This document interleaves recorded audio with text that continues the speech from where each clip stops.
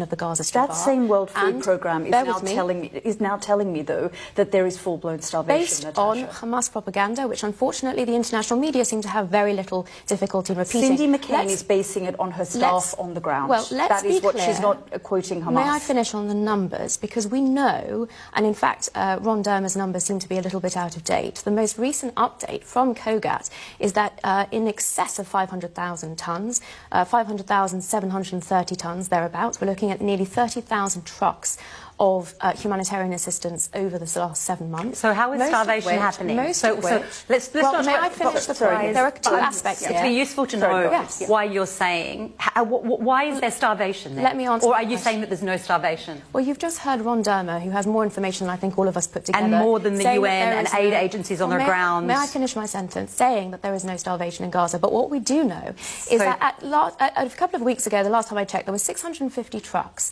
which were inspected by Israel that were piling up on the border of Gaza post-inspection. Rafah, the Rafah crossing where Israel has closed. Is that where you're talking? Whereabouts are they piling up? Sorry, but whereabouts are they piling up? After inspection at Nitzana and Kerem Shalom. If you stop Kerem Shalom, they have not even been at. You know why they're banged up at Kerem Shalom? No. Is because humanitarian organisations cannot get to Kerem Shalom because it's so dangerous. Well, because we have, and because you know what, humanitarian organisations have been targeted by Israel. No, we documented 8 incidences. Human Rights Watch just came out last week.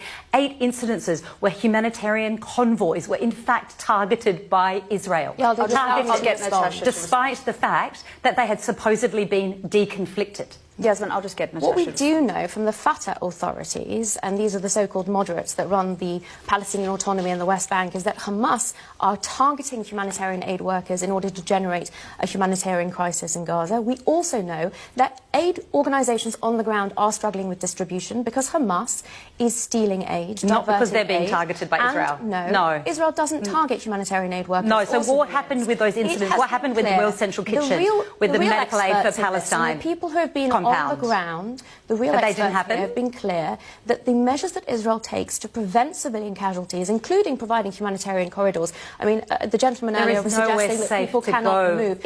Well, that's nonsense because 900,000 people have just got over the last 2 days. About 30 seconds to go. It's not borne out by the reality or the facts on the ground. And I don't know what reality that you're speaking about because it's not a reality that the UN or anyone else. Okay, and we'll leave it there.